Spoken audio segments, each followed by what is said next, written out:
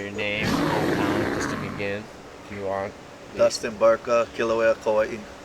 And Dustin Barca, nice to see you. Pleasure, thank you. And then, first thing I want to know is, who was like your favorite surfers growing up when you were a kid and coming to the North Shore stuff? My favorite surfers growing up, probably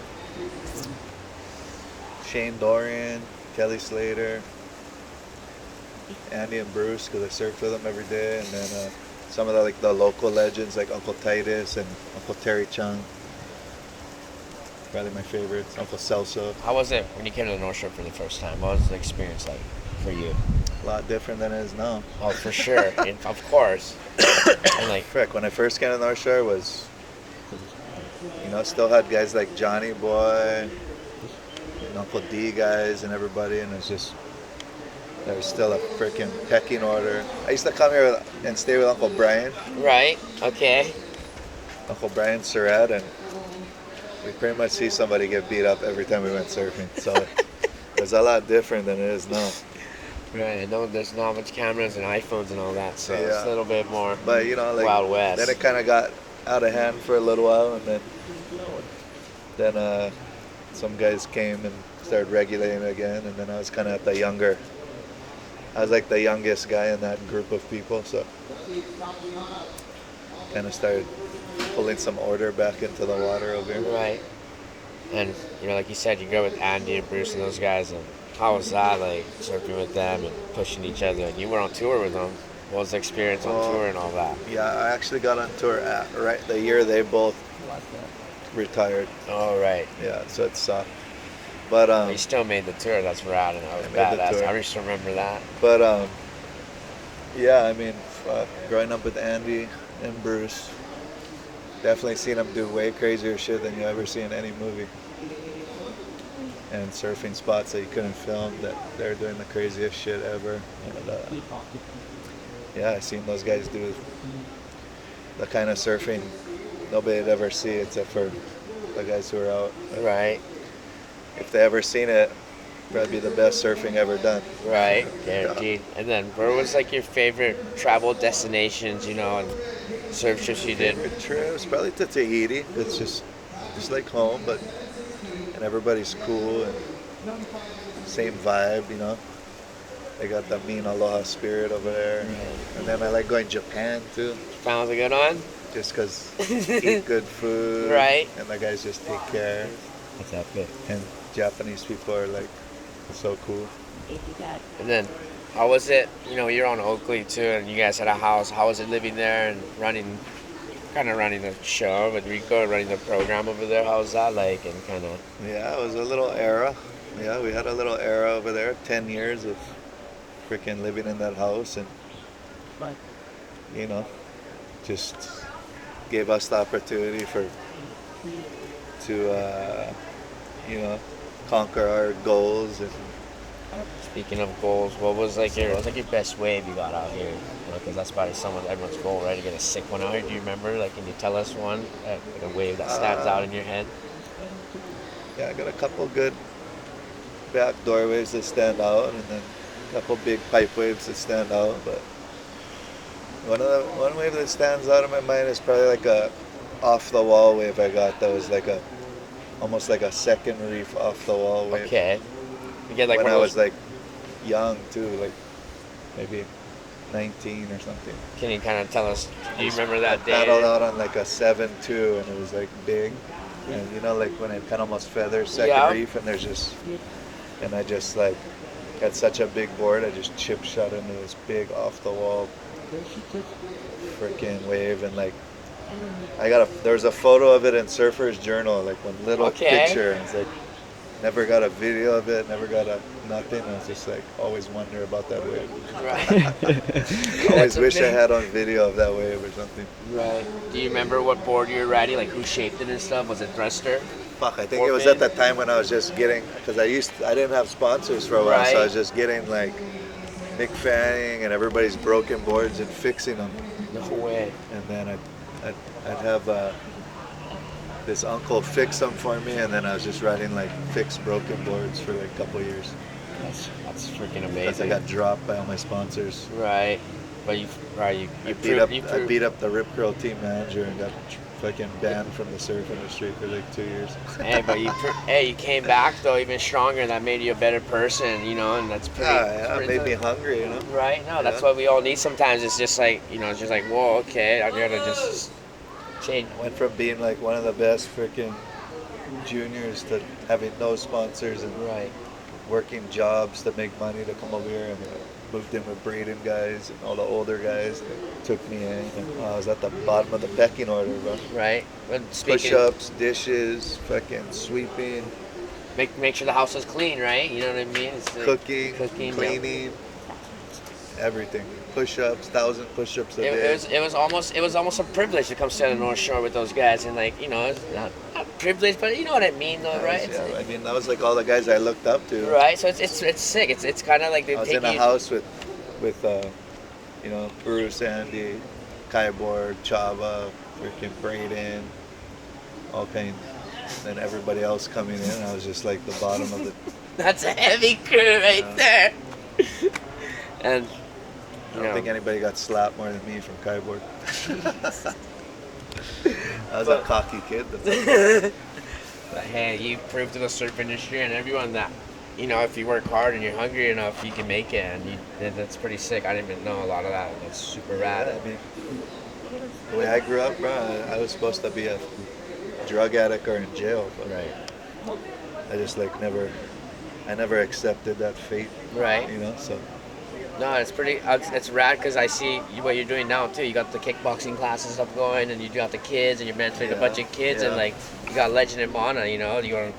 They're turning into amazing, epic young surfers, young men, and it's kind of guys like you and Woke and everyone that kind of the core. It's like a family thing, right? It's rad. It's cool what you're doing. It's a family, You treat it like a family.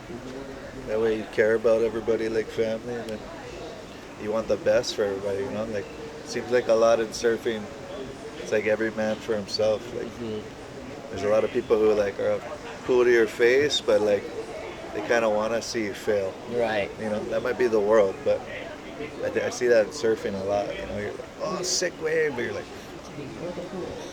like you're kind of jealous. Right. It's a selfish sport, Surfing's a selfish sport. So everybody's out there to get the best wave For themselves. Especially at Pipeline. It's like, oh, your friend got the best wave, but you're a little jealous because you wanted to get the best wave. Yeah.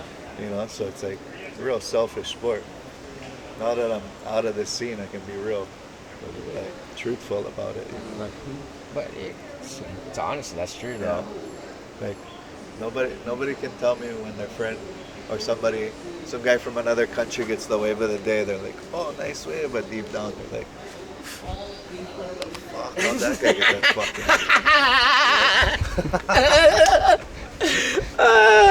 That's amazing. Especially now, there's no freaking... Yeah, it's no pecking order. There's no respect in the water. I come surf up here lately. Like, I've been coming and surfing with my nephews.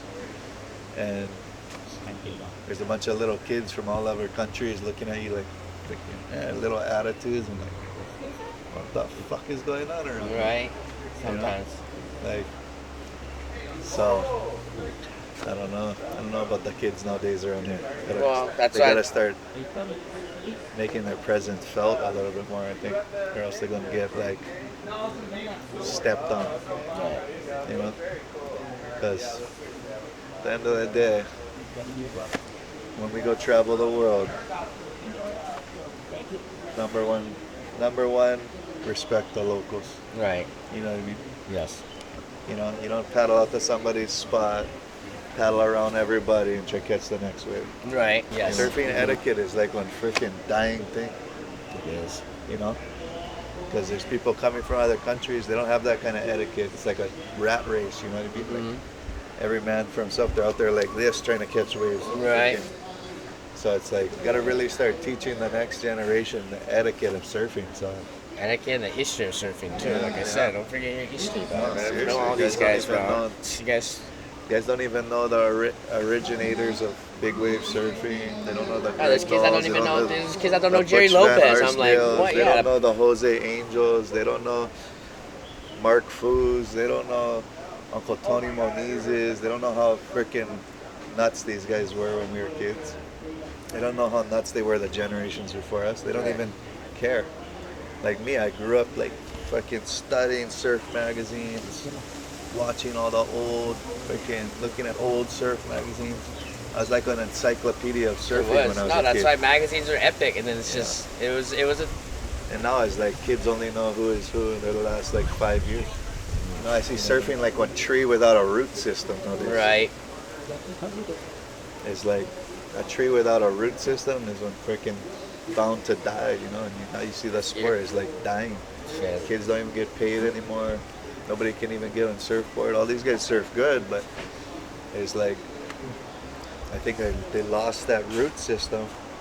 And got corporate entities come in and just like ruin the whole root system. Yeah, the core surfing. Yeah. It's the core. The surfing is core. It's just the history of surfing is we're a bunch of freaking guys that just wanted to surf, and they thought we were like not drug addicts, but just like a bunch of stoners, and they just wanted to surf. And Like all the surf companies before were started by surfers, ended up getting super successful, and now the last like 15 or 12 years, huge corporations come in, buy them, and then they don't see the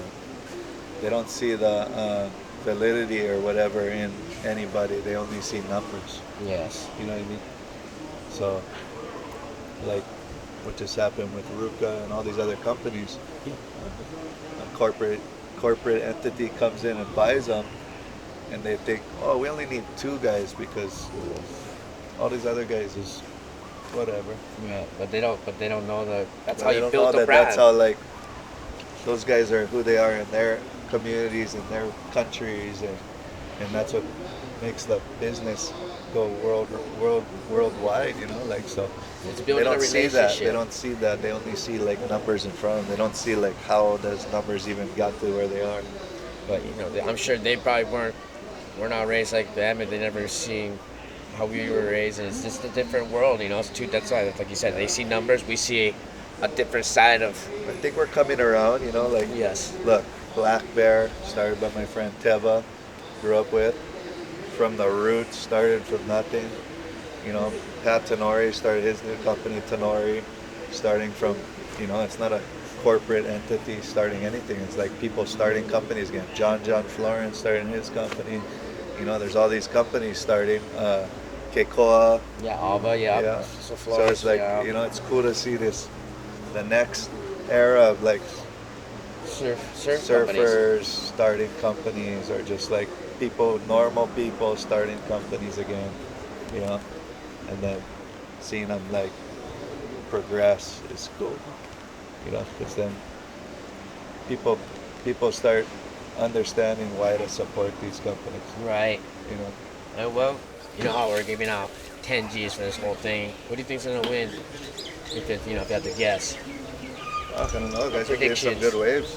Yeah. I don't know, Kala just got a mental pipe wave. Kainehe's wave was like pretty iconic, Right. yeah, but as far as like length and deep, and didn't know if he was gonna make it. As far as like big slabs, I didn't see Benji's wave, but It's Kala's kinda- wave was pretty crazy. Yeah, Claus was like a bigger wave. Benji's was like a crazy wave and long. Kind of like. Kala's wave was like a slab, kind of reminded me of like Koa Rockman's wave. Right. And hey, thanks, Barca. Yeah, Love you. Love you, Appreciate brother. it. Thank you so much. my pleasure.